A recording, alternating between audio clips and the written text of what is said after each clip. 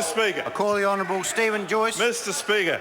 Well, I have to say, Mr. Speaker, the quality of this urgent debate so far has not actually been that high. And it's actually been, I think, a bit of a testament to the fact that the opposition has been completely disappointed by the outcome of this report, Mr. Speaker. Russell Norman, first up, I've got to say, was in fantasy land. He was in absolute fantasy land.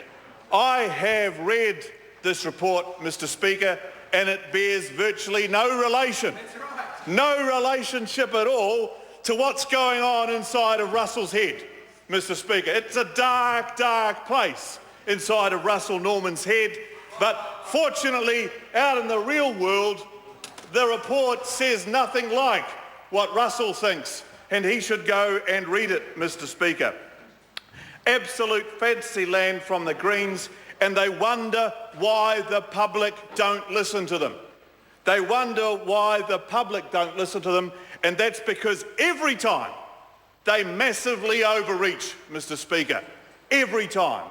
And then you have Mr. Peters and something about a parrot, although I think, to be fair, that was partly because of Mr. Finlayson. Something about a parrot, Mr. Speaker. And Mr. Peters is already criticising the inquiry.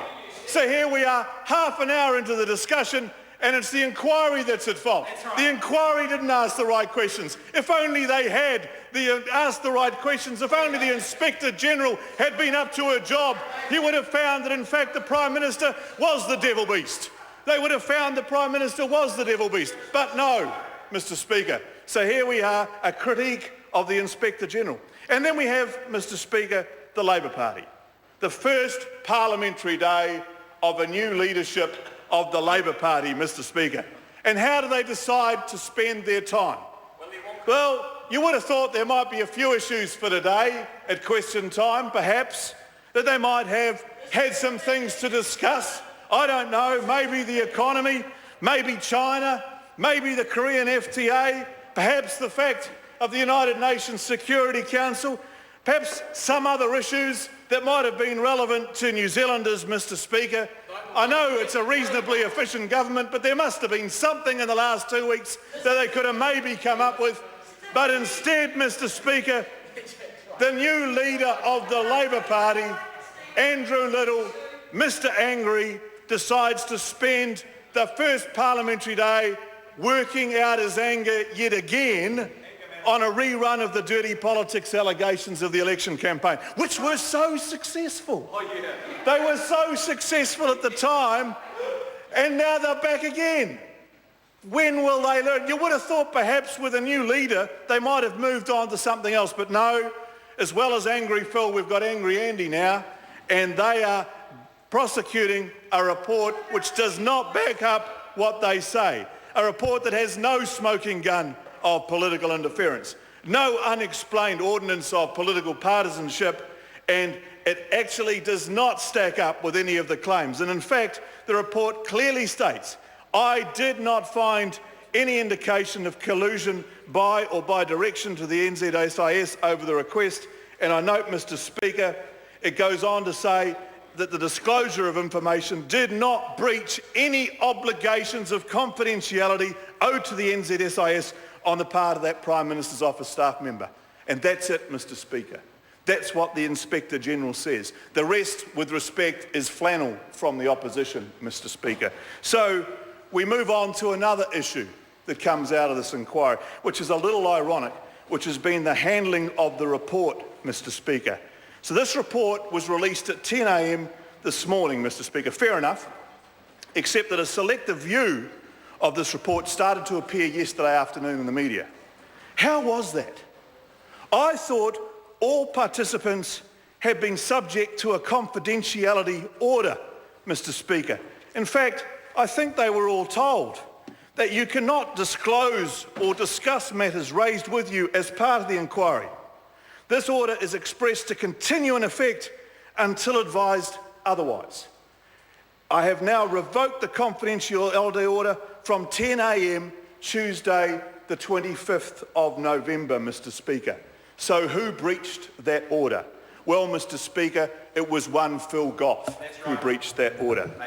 And the Inspector General said this at her press conference this morning, and I quote, "I should note at this juncture that I am very disappointed that details of the report were disclosed to some news media yesterday while the report was with affected parties and under embargo. Those parties were subject to express confidentiality orders made under the Inspector General of Intelligence and Security Act, Mr. Speaker. The premature disclosure, I continue to quote, of some details was grossly unfair to others. Some of the coverage was not accurate. The premature disclosure, for the time being, I want to take this opportunity to acknowledge the unfairness caused to other affected parties. I'll be looking at what steps can be taken, both in the context of this report and future reports." Mr. Speaker, that is the most ironic thing. The most ironic thing. The parliamentarian that complains that information has been used for political purposes against him has been found guilty of doing the exact same thing in the release of the report. What a clown, Mr. Speaker. What a clown. And he did it over the top. It was also a political mistake because he did it over the top of the announcement of his new leaders, new lineup, the beginning and dawning of a new day, and Angry Phil couldn't wait. He had to get his oar in on Monday afternoon. Point of order. Mr. Speaker, once or twice, you might be expected people to fling a few things across the chamber. This member repeatedly through his speech has been referring to members by other than their actual name, which is a clear breach of the rules. The fact that once or twice you might kind of think, oh, whatever, but he's been doing it repeatedly through his speech, and there has been no caution or sanction from you at all. I don't need any advice in respect of this matter. The debate has been very robust. I take the member's point that the reference has been repeated, but there has, as the member noted himself, been a number of references by nickname or other superlatives to various members, and the member should, the points are noted, but the Honourable Stephen Joyce will resume the speech. Thank you, Mr. Speaker. And that is interesting in itself. That is ironic. Some would say it smacks of a double standard, Mr. Speaker, but let's be fair, it's not the first time. That's right. And we can all recall, I wasn't even in the House, Mr. Speaker, a time in 2004 where one parliamentarian used a confidential Ministry of Foreign Affairs and Trade note. He released it to make a political point, Mr. Speaker. He released it to make a political point, Mr. Speaker. That was what he did. And yet apparently when this government doesn't release information to make a political point, that is somehow bad, and yet Phil Goff is okay, Mr. Speaker. That's actually the issue. Well, Mr. Speaker, I will concentrate.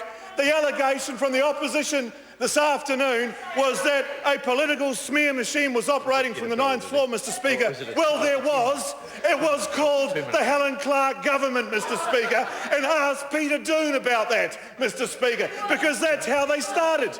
That's how they started, smearing Peter Doon from the 9th floor. That is a 9th floor smear machine. It is not what we have today, Mr. Speaker. It is not what we have today.